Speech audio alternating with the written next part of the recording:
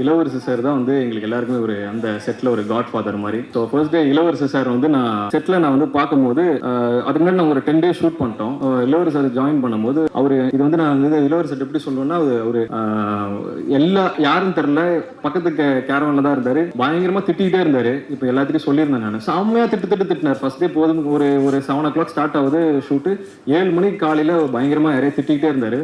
ஐயோ என்னடா இவர் வந்துட்டு காலையில இப்படி யாரையும் திட்டிட்டு இருக்கிறாரு, நம்ம இனிமே தான் அவரை பார்க்க போறோம், எப்படி அந்த அனுபவம் இருக்க போகுதுன்னு தெரியலையே அப்படின்னு சொல்லி வெயிட் பண்ணிட்டு இருந்தேன். ஆனா ஒன்ஸ் அவர் வந்து எந்த மூட்ல ஒரு பர்சனல் ப்ராப்ளம் நினைக்கிறேன் அது முடிச்சுட்டு அந்த கேரவன் விட்டு வெளியில வந்து செட்டுக்குள்ள வரும்போது என்டையரா அவர் வந்து எல்லா மைண்ட் செட்டையும் ஒரு இடத்துல வச்சுட்டு கிளீனா வந்து அந்த அவரோட அப்ரோச் பண்ண விதம், அந்த ஆக்டர்ஸை டைரக்டர்ஸை சினிமாட்டோகிராஃபர்ஸ் அப்ரோச் பண்ண விதம் வந்து அமேசிங்கா இருந்து டக்குன்னு கை கொடுத்துட்டு எல்லாருக்கிட்டையும் ஒரு மாதிரி உடனே ஜெல் ஆயிட்டாரு. என் கூட வந்து ஜெல் ஆகும் போது அவர் எப்படி ஜெல் ஆனாருன்னா, தம்பி நீ தான் hero, very good, all the best, நல்லா பண்ணுங்க, நம்ம எப்பயும் கொஞ்சம் ஒதுங்கி இருப்போம் அப்படின்னு சொல்லி தான் ஸ்டார்ட் பண்ணாரு அந்த ஜேர்னியை. நான் வந்து என்னடா இப்படி சொல்றாரு, நம்ம கிட்ட வந்து கொஞ்சம் நம்ம ஒதுங்கி இருக்க சொல்றாருன்னு நினைச்சேன். ஆனா அது காரணம் வந்துட்டு அவர் பின்னாடி அந்த கேரக்டர் வந்து எப்படி ஹோல்ட் பண்றாரு, இந்த பையனை வந்து நம்ம பாசமா பாக்குறோம், எந்த இடத்துல பாசமா பார்க்கணும், எந்த இடத்துல அதட்டணும் அந்த கேரக்டர் அப்படின்னு அவர் ஒரு ப்ரிப்பரேஷன் ஒன்று செட் பண்ணியிருக்காரு. ஸோ அதுக்கு நம்ம ரொம்பவே அட்டாச் ஆனோம்னா சில இடத்துல கொஞ்சம் டிஸ்டர்பன்ஸ் இருக்குன்னு தெரிஞ்சு அதை ப்ராப்பராக வந்து அதை ஹேண்டில் பண்ணி கொடுத்தாங்க.